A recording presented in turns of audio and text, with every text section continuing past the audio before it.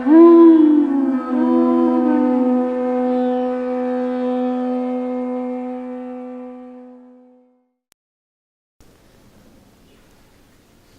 Namo Bhagavate Vasudevaya.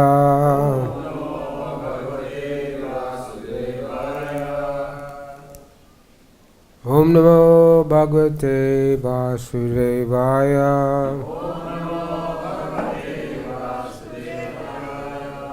Om Namo Bhagavate Vasudevaya.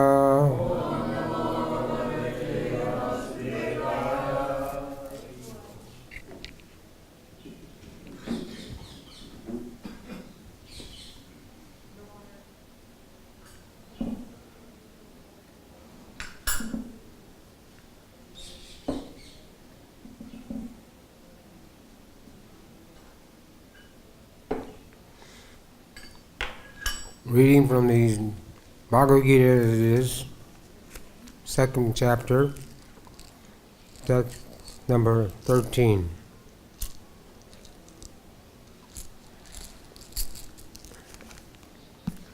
That's on page number 83.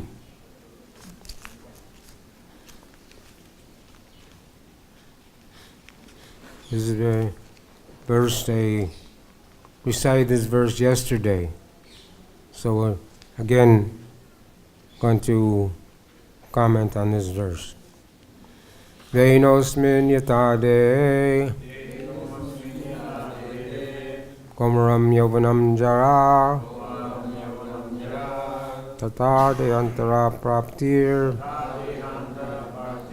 Yatatra namuyate. Word for word. Dana of the embodied. Admin in this. Yata as. Tehe in the body. Komaram boyhood. Yovanam youth. Jara old age. Tata simile. Deha antara of transference of the body. Prapti achievement. Tira is sober. Tatra thereupon. Na never. Muyati is deluded. Translation and purport by His Divine Grace A.C. Bhakti-Vedanta Swami Srila Prabhupada. As the embodied soul continually passes in this body from boyhood to youth to old age, the soul similarly passes into another body at death. A sober person is not bewildered by such a change. Please repeat. As the embodied soul continuously passes in this body from boyhood to youth to old age, the soul passes into another body at death. A sober person is not bewildered by such a change. Om Argyana Tramdasya Jananjana Slakaya Sakshumitam Jena Tasmei Shri Gurve Namaha Sri Chaitanya Manobishtam Stapitam Yena Bhutale Swayam Rupa Gadamayam Danti Swapadantikam Sri Krishna Chaitanya Prabhu Nityananda Sri Advaita Gadadhar Srivasade Gaur Bhaktavinda Hare Krishna Krishna Krishna Hare Hare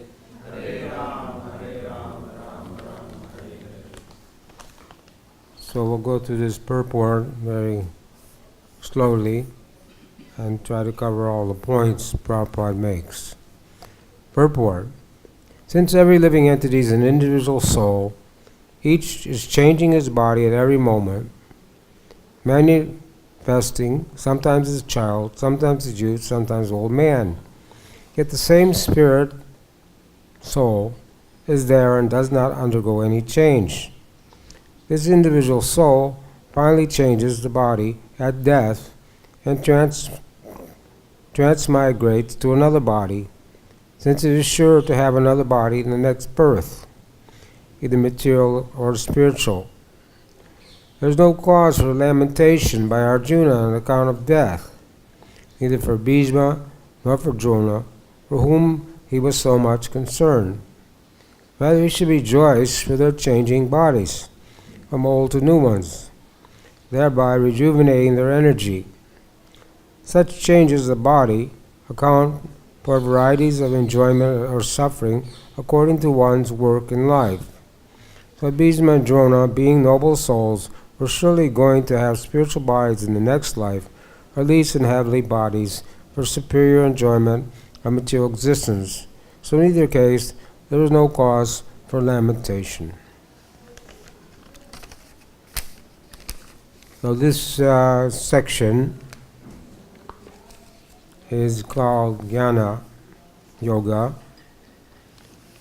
Bhagavad-Gita, this chapter is called the contents of the Bhagavad-Gita summarized, because Bhakti-Vinod Thakur has said, the second chapter of Bhagavad-Gita has been the contents of the whole text. In the Bhagavad-Gita, the subject matters are Karma Yoga, Jnana Yoga, and Bhakti Yoga. In the second chapter, Karma Yoga and Jnana Yoga have been clearly discussed, and a glimpse of Bhakti has also been given as the contents for the complete text. So this is Gyan, spiritual knowledge, being discussed here. And it starts with verse 11 and goes to verse 30. Because Krishna is telling Arjuna to fight, and because there is no death for the soul. And we don't have to not to worry about the body. So 11 and 12 were the beginning of this section. 11 said, the Supreme Personality of God said, while speaking learned words, you are mourning for what is not worthy of grief. Those who are wise lament neither the living nor the dead. Never was a time when I did not exist, nor you, nor all these kings, nor in the future, so any of us cease to be. As the embodied soul continually passes in this body from boyhood to youth to old age, the soul simply passes to another body at death. A cerebral person is not bewildered by such a change. So Srila Prabhupada lectured on this verse in Los Angeles, New York, Buffalo, and Los Angeles extensively, where most of them were 1 hour in the early days of the movement. Because this is a important verse, often quoted verse, and in this verse we are talking about individuality of the soul. Arjuna, the Bhagavad Gita was written, or the Mahabharata was written by Srila Vyasadeva, and as a supplementary to the Vedas, and the Mahabharata was meant for those people who aren't accustomed to hearing philosophy or like to hear stories. And in the Mahabharata, in the 5th chapter, is the Bhagavad Gita, where Krishna is speaking to Arjuna, this science of Krishna consciousness. Sometimes they make recordings of Bhagavad Gita and show it on television or different places, when they don't really have a understanding. They show the Mahabharata, but when they get to the section of Bhagavad Gita, the one I saw, they Krishna and Arjuna were there in the middle of the battlefield. Krishna and Arjuna had a conversation which didn't make any sense. And then Krishna showed Arjuna his universal form, and then the battle began. So they really didn't have any understanding of the Bhagavad-Gita or the importance of the Bhagavad-Gita. It was just part of the whole show. But for those of us in this Krishna conscious movement and all over the world, the Bhagavad-Gita is being distributed widely because it is the ABC of spiritual life. Gives the understanding, it gives knowledge that other religions cannot give. So it says in the Gita Mahatmya there should be one book, one religion. And that one book is the Bhagavad Gita, and one religion is Krishna consciousness. Because when people read the Bhagavad Gita, and they have some sukriti from past life, it makes sense to them. When you read other scriptures and other books that don't make sense. When Prabhupada was in America, they interviewed him and they asked him, "Do you think Christianity has failed the people?" And Prabhupada said, "Yes, I think so." And because Christianity failed the people, the churches were lying empty, and therefore we were able to buy so many buildings and turn the churches into Hare Krishna temples. And the reason the churches failed the people, because they couldn't give the people anything that was satisfactory, any knowledge that was satisfactory, that made any sense, and gave people, could take people away from the idea that life is meant for sense gratification and no other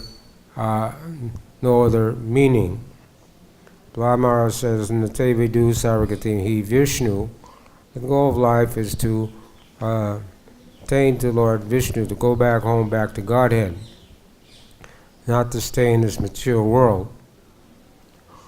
So the whole world is going on under false names and false forms, where everyone's thinking that I'm this body and I'm from this country and this is my name and this is my family and everything else is simply under the illusion. But here it says that we go through different changes, from boyhood to youth to old age and death. And no scientist, no doctor can change that. They can think they can cure some diseases, or they can put people on life support machine to keep people thinking that their relative, their loved one is going to survive or live for some time longer. But it's a cheating process to get a lot of money, and because that person is not going to walk out of the hospital once he's on the life support machine, it means his body is ready to leave his body at any time. So it's artificial way of keeping the body going, and usually the person is in a coma or unconscious, and they can keep the body going for some time, but it's artificial, and the soul may or may not be there, but eventually they'll have to pull out the plug, and then it's the end. So no one can stop this birth disease, old age, and death. And these are the real problems of life. There's no other problems that face everyone, whether you come from America or China or India or Russia. Everyone is a spirit soul, individual spirit soul. And it's like the sun. The sun is shining in America, the sun is shining in India, the sun is shining in China, but it's not an Indian sun, American sun, or Chinese sun. It is the sun is the sun.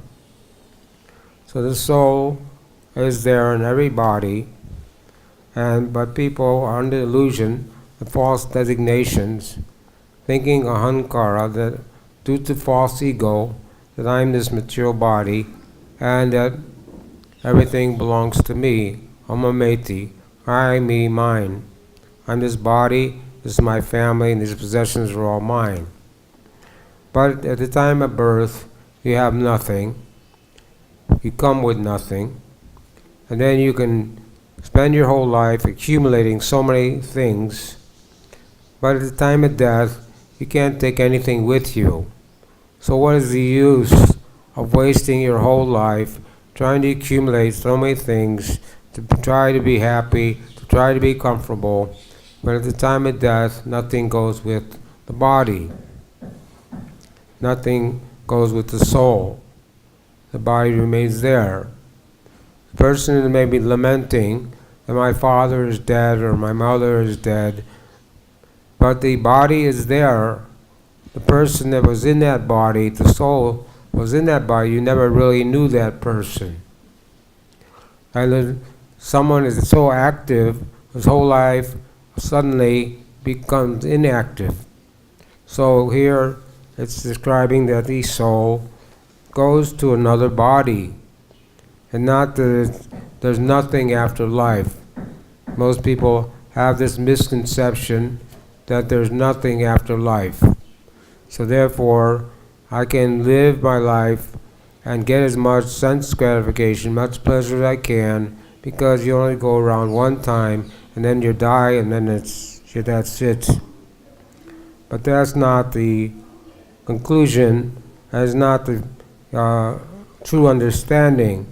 True understanding is that you have this life to live, and according to the way you live this life, then the soul will go to its next destination, its next body, according to your karma.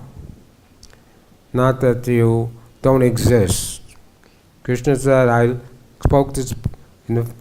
Krishna said that there was never a time when I did not exist, nor you, nor all these kings, and never shall we cease to be. So that includes Arjuna, everyone. But there's a difference here. We should understand that out there is the individual soul, and Krishna is the original soul. Brahma Samhita says, Ishvara Parama Krishna Sachidananda Vigraha Nanda Ade Govindam Sarvakara Karanam. The Krishna is the cause of all causes. He's the original person. It says that Krishna, God, is the one supreme person, no one is equal to or greater than him. And everybody has a father, and his father has a father, and his father has a father. So he traces back to the original father. Krishna says, Aham bija pratapita, that I am the seed-giving father. To think that there's no one else in control, that there's no God, and that there's a living entity simply working under the control of the material nature is illusion. And to think that the material body is just a combination of chemicals. The scientists are claiming that life is just a combination of chemicals. So we say, we'll give you all the chemicals to bring someone back to life. It's like your cell phone, when the battery runs down, you put the charger in it, and it comes back to life. So if that's that can be done, so why can't they make a charger that put it in your body someplace and recharge your body so you can come back to life?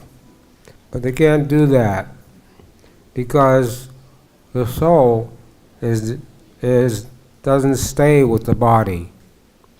Once a person dies, the soul goes to his next destination. So they can't bring a dead body back to life. Of course, in certain cases, like Parasuram, father, the wife of Parasuram, she went to bring water for the puja, and she saw some demigod. She committed adultery in her mind when she went to bring the water. So when she came back late, Parasuram's father could understand what had happened. So Parasuram's father ordered his sons to kill your mother, and they refused. So he told Parasuram, kill your mother and kill your brothers. So Parasuram did that, but he knew that his father would be pleased and give him a boon.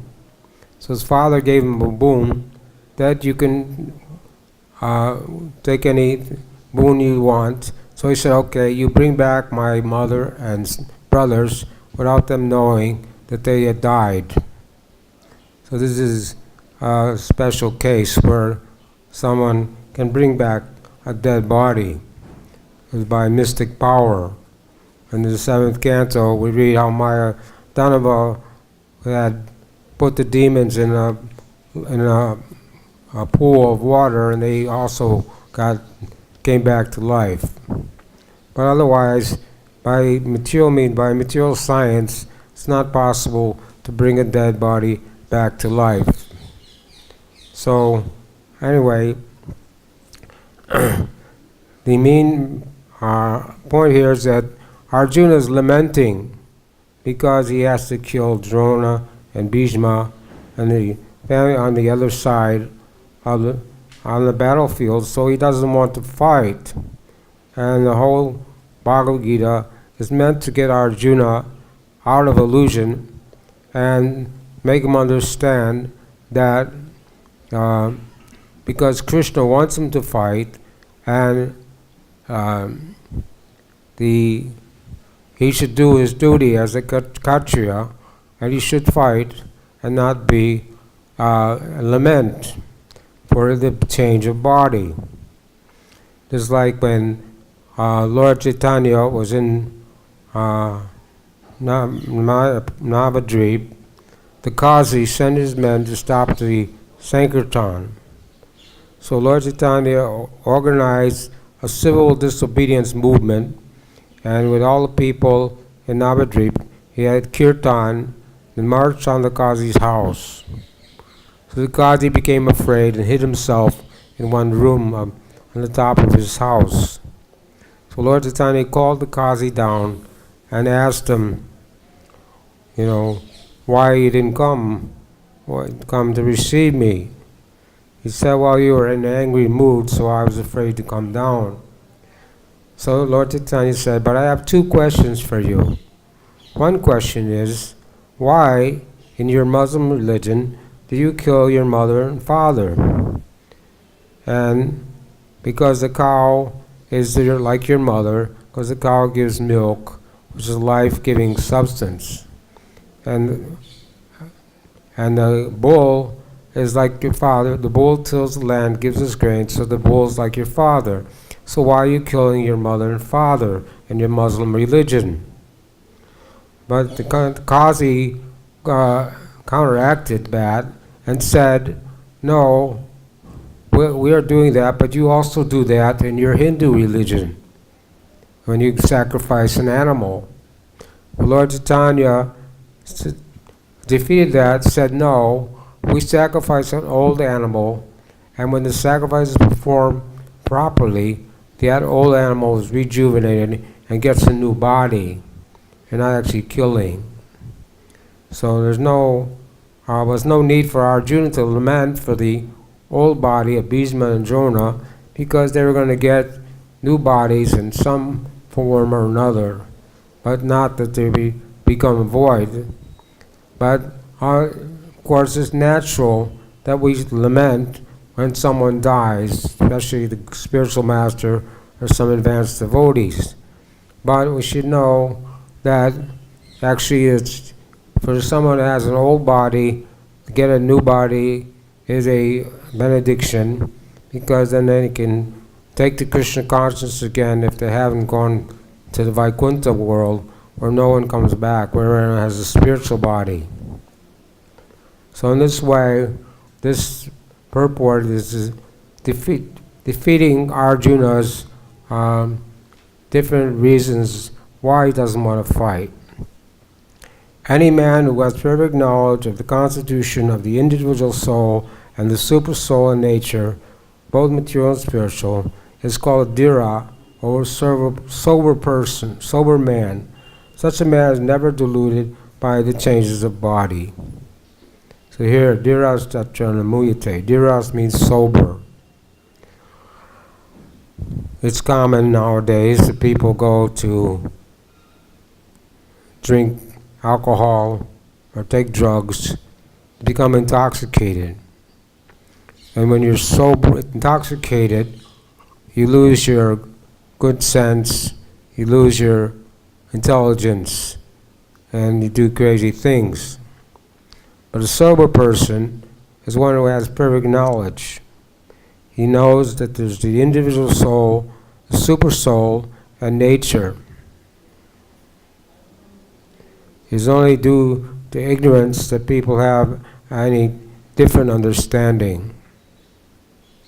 So, the dhira, the sober person, like Srila Prabhupada was a sober person.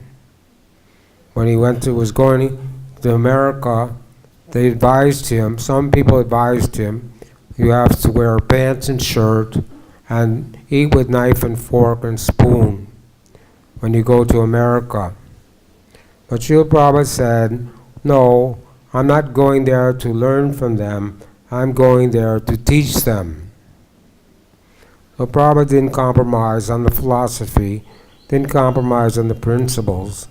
He went to America dressed as a sannyasi, which no one knew anything about spiritual life or sannyas at that time, and eventually he started to form his movement and get followers and introduce the four regulated principles: no meat eating, no gambling, no intoxication, and no illicit sex.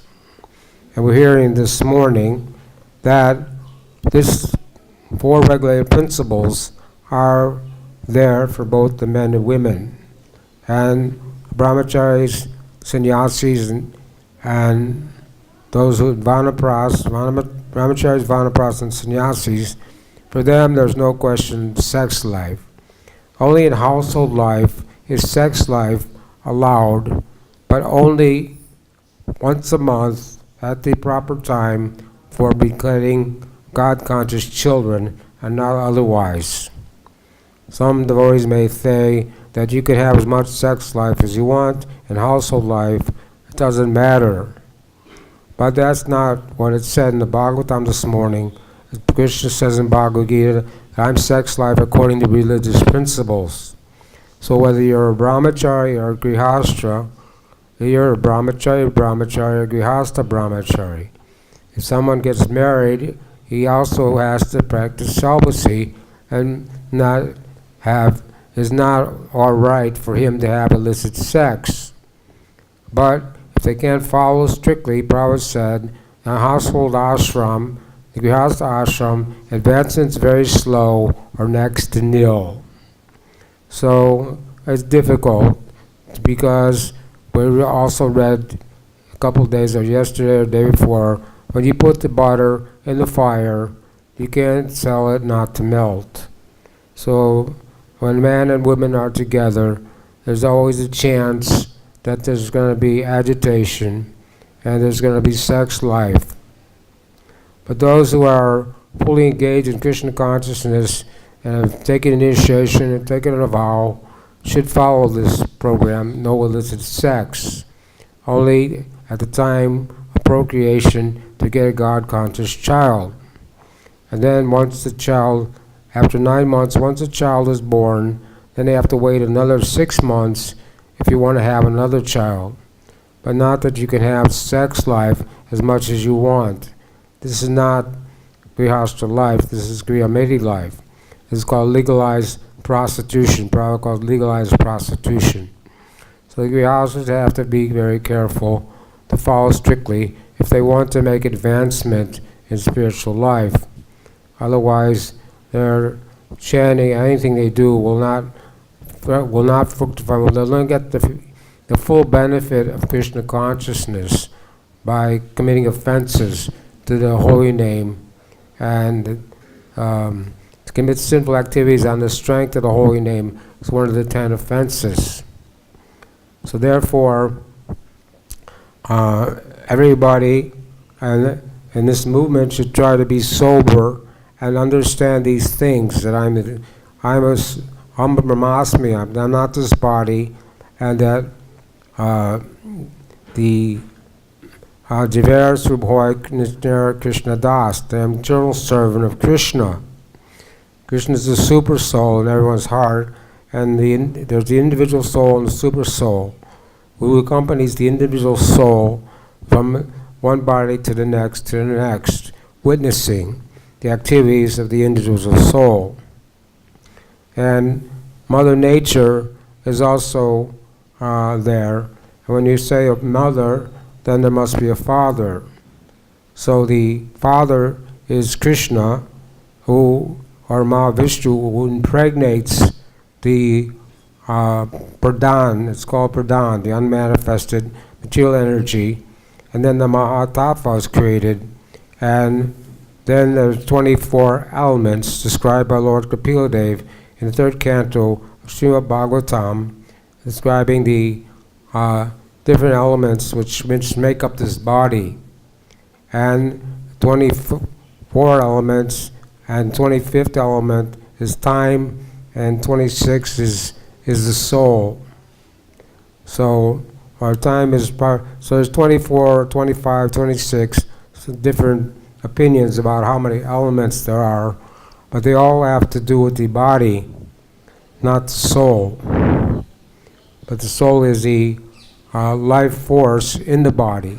When there's consciousness in the body, then the soul is there. As soon as the consciousness leaves the body, then the soul is no longer there.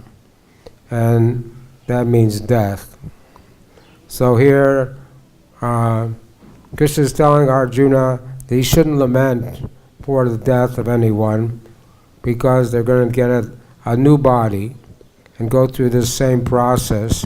And when you have an old body, there's so much trouble. When you have a young body, there's less trouble, and you think you're having a good time, and you think you can be happy. But the older you get, different things start happening. Your teeth start going, your eyes start going, your ears start going, your digestion starts going, everything starts to deteriorate. It's like an old car. When you have an old car, you have to keep it running, so you have to keep replacing the parts and changing the parts and fixing it until it doesn't run anymore.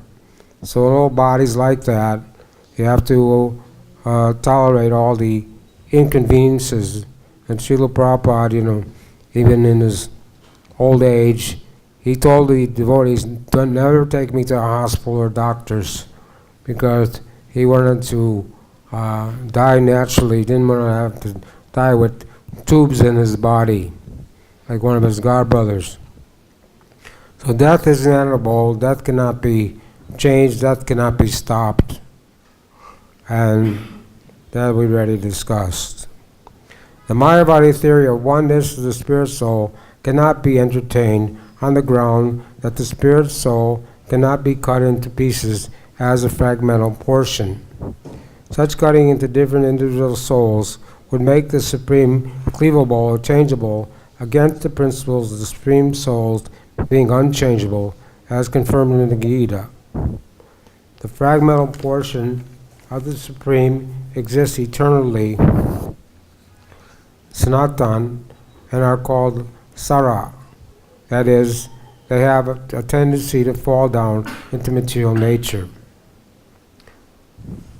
So, Srila Prabhupada came to America, Devasesha Shunyavadi, Paskachara Desatarni, to defeat Mayavadi and avoid his philosophy. Most people are in the opinion that everything is one. Even when we have programs, we invite public leaders and great politicians to come, they speak some praise or something, and then they say at the end, and it's all one, let us all become one. But that's the Mayavadi philosophy. And Lord Chaitanya said, if you hear Mayavadi philosophy, then you're doomed. So, when Lord Chaitanya was in Benares, he had taken sannyas, and he was chanting and dancing in the streets. So the Mayavadi sannyasis were criticizing him, saying that this man is just a sentimentalist, and there's no place in Benares for such a person. And because the duty of a sannyasi is to study Vedanta. So, Lord Chaitanya was chanting and dancing because he had inaugurated the Sankirtan movement under the orders of his spiritual master. So, Prakasananda Saraswati was the leader of the Mayavadis in Benares. At that time, that was the seat of the Mayavadis. So they called Lord Chaitanya, and they asked Lord Chaitanya why he was chanting and dancing, why he wasn't studying Vedanta like a sannyasi should do. But Lord Chaitanya said, my spiritual master called me a fool, and therefore I can't study Vedanta. I can only chant and dance. Then they had a meeting, and Prakasananda, Lord Chaitanya discussed the real meaning of a Vedanta philosophy, Vedanta Sutra, and the Mayavadis agreed that their philosophy was imaginary. They were following the teachings of Shankaracharya. Lord Shiva was sent as Shankaracharya to teach Mayavadi philosophy, to bring people who were Buddhists at that time, to bring people back to the Vedas. But this this Mayavadi philosophy, it doesn't make sense. And Lord Chaitanya defeated their philosophy and converted them all into becoming Vaishnavas. So Srila Prabhupada repeatedly in all his books defeats Mayavadi philosophy. So a Mayavadi person, or someone who's Brahman, realize he may even understand that I'm not this body, is what's being said here. Someone may become Brahman realized, but that's not sufficient. Just to understand I'm not this body. It says that one may even rise up to the level of Brahman realization because his intelligence is not pure. He will fall down again in the material world because he hasn't taken shelter of the lotus feet of the Lord. So therefore it's a temporary arrangement. So in all cases, Mayavadi philosophy doesn't really make any sense, but people follow it because they have no other understanding of something better, or they haven't read Srila Prabhupada's books, where he constantly defeats the Mayavadi's conclusions. So several times, Lord Chaitanya, when he took sannyas, he went to Jagannath Puri. Then he spent 6 years traveling in South India, and he met so many different kinds of people, Mayavadis and Buddhists, and he converted them all into Vaishnavism, or to the philosophy of Achintya Bheda Vedatattva, that were simultaneously one and different. It's not all one, and you don't merge into the Brahman effulgence, because merging in the Brahman effulgence is not satisfying. To merge in the Brahman effulgence is some sat chit, but there's no ananda.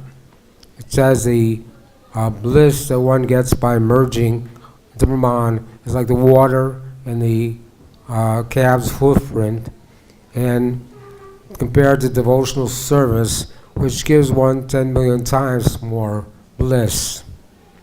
So there's Brahman, Paramatma, and Bhagavan realization. And Krishna says that Brahmano hi pratistaham, that I'm the source of the Brahman. But this is not the final destination. To be Brahman realized is only the beginning. But when one practices Krishna consciousness, he automatically realizes Brahman, Paramatma, and Bhagavan at the same time. He doesn't have to go through the different stages. So people like the four Kumaras, Sukadeva Goswami, 9 Yogendras, they were Brahman realized. They were not Mayavadis, but they were not fully realized. But when the four Kumaras smelled the tulsi leaves offered to Lord Vishnu, then they had a change of heart and became Vaishnavas, became devotees of Krishna, and have there's Sampradaya, Kumara Sampradaya. So in this way, if one is a Brahman realized person, he doesn't have a service attitude. And so just to understand I'm not this body, I'm a spirit soul is not enough. We have to understand what the activities of the soul should be. And this is called Sambandhan Gyan, or establishing our relationship with Krishna, and then Abhideya, finding out how to engage in service and pranojana, complete perfection. So here in Vrindavan, we had 3 temples. Madan Mohan represents Sambandhan Gyan. Govindaji temple represents Abhideya. And Gopinath temple represents Prajna. So anybody who is visiting Vrindavan should visit those 3 temples and pray that we can give up the give up the anarthas and practice. Now we're practicing Vaidhi Bhakti, but when we practice Raganuga Bhakti, then we can understand that we have a relationship with Krishna and that we have service, and that some service, either a cowboy or gopi, whatever it may be, to the Lord, and that the whole Krishna conscious movement is meant to bring people to prajna, or complete perfection, of that of the gopis, or love of God. It's like the 6 Goswamis. They were sent by Lord Chaitanya to stay in Vrindavan and discover the whole lost holy places, and to write books. So they wrote books. Jiva Goswami and Rupa Goswami, Sanatana Goswami wrote books for the benefit of all human society. Books on the Krishna, on devotional service, on the philosophy of Krishna consciousness. So Srila Prabhupada translated these books: Nectar Devotion, Bhagavad-Gita, Srimad Bhagavatam, Chaitanya Charitamrita. Translated all these books so people will not be misled and have misconceptions about what is truth. Krishna says, Janma karma chame divyam evam yo veti tapataha. What's that? Naitime so Arjuna. One understands the truth of my appearance and activities does not take birth again. So in the Krishna consciousness, we're giving the absolute truth. And in the 15th chapter, it says that the foolish living entity, under the spell of the 3 modes of material nature, cannot understand how he accepts this body or quits this body. But one who has eyes of knowledge, Jnana Sakshus, can see all this clearly. The endeavoring transcendentalists can see all this clearly, but those whose minds are not developed and not engaged in self-realization cannot see what is taking place, even though they may try to. So the scientists may try to study all the atoms in the universe, may try to make so much research to understand things, but they can never come to the right conclusion because their mind is not developed and not engaged in self-realization. So we don't have to research anything because Srila Vyasadeva did all the research work and compiled all the Vedic literatures and wrote Srimad Bhagavatam and all the other Vedic literatures, which give all the information necessary that one has to know about the material and spiritual worlds. And if you read the 5th canto, you can get an understanding of how the universe is structured, and all over the Srimad Bhagavatam is so much knowledge is there about the what's what and who's who. We don't have to do any research. Simply have to read Prabhupada's books. But they say that this is mythology, and they don't accept these things because they're sinful people. People in the mode of passion and ignorance are engaged in sinful activities, sense gratification, cannot understand these things. So one has to come to the mode of goodness. And we can come to the mode of goodness by chanting the Maha Mantra, Hare Krishna, Krishna Krishna, Hare Rama. So this is Yuga Dharma, chanting the holy name. Harinam, Harinam, Harinam, Eva Kebalo, Gluna, Stevana, Gatir, and Yata. And if you can chant without offense, chant the pure name, Namabas, there's Namaparad, Namabas, Nam, and Shudanam. If you chant Shudanam, everything was revealed. If one has firm faith in the Guru and Krishna, then everything becomes revealed to that person. So it's a matter of faith, and it's a matter of practicing sincerely Krishna consciousness and chanting 16 rounds of the Maha Mantra every day and trying to avoid the 10 offenses. In this way, we'll not become into illusion and fall back into Maya again. Sometimes people come to Krishna consciousness, stay for some time, but then they're allured, fall back into Maya. For some reason or another, they lose their taste for Krishna consciousness. They either commit offenses or have material desires or something. The devotional service is considered like a razor's edge. And when a man is shaving his face, he has to be attentive. If he's a little inattentive, he will cut himself. So in the same way, Krishna consciousness is a simple process, but it's not so easy. So we have to be attentive and try to carefully follow all the rules and regulations of Vaidhi Bhakti until we become pure enough to practice, come to a higher level, and from the Kanista platform to the Majjhima platform to the Uttama Adhikari. So Kanista means neophyte devotee, and most of us are neophyte devotees, so we have to practice strictly. And when you come to the Uttama Adhikari, or the highest level, then you're under the protection of Yoga Maya. And the Yoga Maya doesn't let the conditioned soul, Uttama Adhikari, fall into Maya.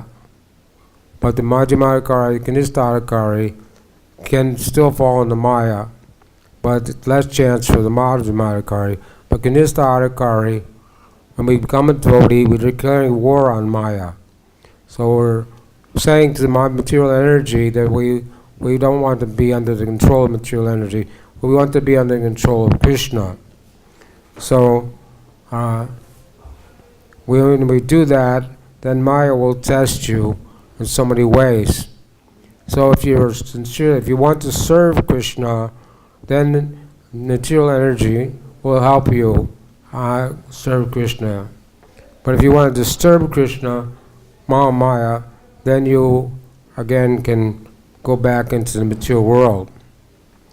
And this happened, there's so many cases where people have taken to Krishna consciousness, but somehow or other they weren't strict in their sadhana, and they again were lured by Maya and left the movement. So the remaining portion of this purport, I'll read that. These fragmental portions are eternally so. Even after liberation, the individual soul remains the same, fragmental. But once liberated, he lives an eternal life in bliss and knowledge with the Supreme Personality of Godhead. The theory of reflection can be applied to Super Soul, who is present in each and every individual body known as Paramatma. He's different from the individual living entity. When the sky is reflected in water, reflection represents both the sun and moon and stars also. The stars are compared to the living entities, and sun and moon to the Supreme Lord. Individual's fragmental Supreme Soul is represented by Arjuna, and the Supreme Soul is the personality of Godhead, Sri Krishna. They are not on the same level, as will be apparent in the beginning of the 4th chapter. In the 4th chapter, Krishna says to Arjuna, both you and I spoke this message to the sun god 120 million years ago. Both you and I were there. We can remember, but you cannot. So if Arjuna is on the same level with Krishna, and Krishna is not superior to Arjuna, then their relationship of instructor and instructed becomes meaningless. If both of them are deluded by illusory energy, then there's no need of one being the instructor and the other instructed. Such instructions would be useless because in the clutches of Maya, no one can be an authorized instructor. Under the circumstances, it is admitted that Lord Krishna, the Supreme Lord, is superior in position to the living entity. Arjuna, who is forgetful soul, deluded, who is a forgetful soul deluded by Maya. So there's the Guru Krishna Prasadi by Bhakti Lata Beach. The time of initiation, you take initiation from the Guru.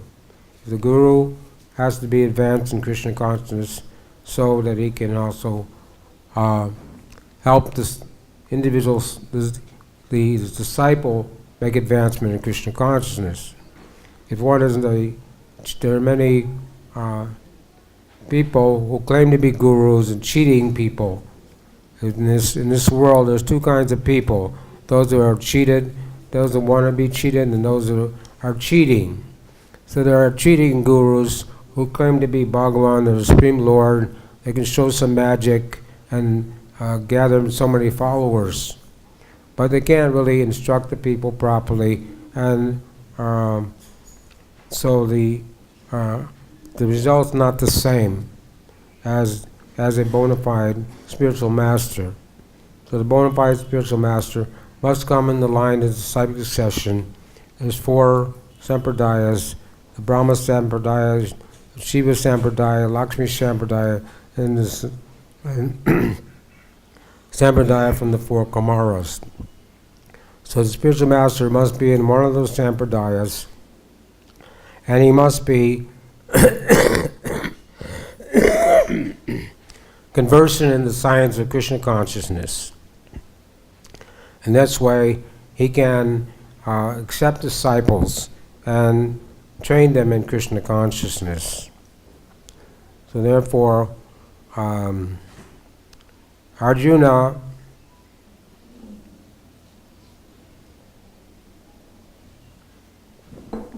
was not a conditioned soul, but he was as a Nityasiddha, liberated soul. But Krishna, by his arrangement of Yoga Maya, put him in this condition of confusion and delusion, so he can instruct the Bhagavad-Gita to Arjuna, so that this Bhagavad-Gita can be instructed to the whole human society. In the same way, Maharaj Parikshit was put in to do illusion, and he's put a dead snake around the neck of a sage, and he was cursed by the sage's son to die in 7 days, and Sukadeva Goswami came and spoke Srimad Bhagavatam. So in both cases, the Nityasiddha, eternally liberated soul, was put into illusion by the arrangement of Krishna, so that these literatures can be spoken and this knowledge can be given for the general benefit of all human society. Bharat Bhumite Hoy Manushya Jamajara Jama Satakara Parupakara. That those who, especially born in India, should take this Krishna consciousness, make their life successful, and Parupakara, do good for others. So we should all take the Krishna consciousness and preach this message to the world, so that people will not be deluded and think that sense gratification is the only goal of life, and that there's nothing after life, and there's nothing after death, and they don't know anything about the soul or the super soul. And everyone thinks other religions that I have my God, you have your God, but it's not like that. Krishna is one, Krishna is two, Bhagavan Swayam. He's the Supreme Personality of Godhead, but he has hundreds of millions of names. So you can give whatever name you want to give to God. It's the same person, Krishna. Krishna means the all-attractive one. He's an individual, and he always remains an individual. And we're individuals, and we always remain individuals. And that's the conclusion of Bhagavad-Gita. Brahma Bhuta Prasanatman Asoshyati Nakanchati Samasareshu Bhuteshu Bhagavatim Lapate Param. When one comes to the level of Brahman, of realizing that I'm not this body, then he never laments and he's always joyful. And then Krishna says, Sarvadhamma Priksaja, just surrender unto me, give up all other varieties of religion, and I will free you from all sinful reactions. Do not fear. So Krishna speaks the Bhagavad-Gita for the benefit of all human society, so that we'll give up, we'll become free from our sinful activities and become pure devotees and go back to Godhead, not have to take birth again in this material world, and we suffer repeated birth and death. So this is the one of the verses. There are 19 verses which are describing the difference between the body and the soul.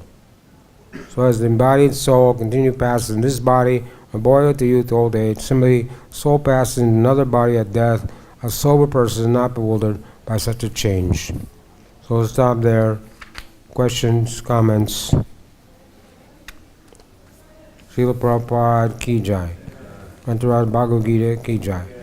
Gaur Premanande.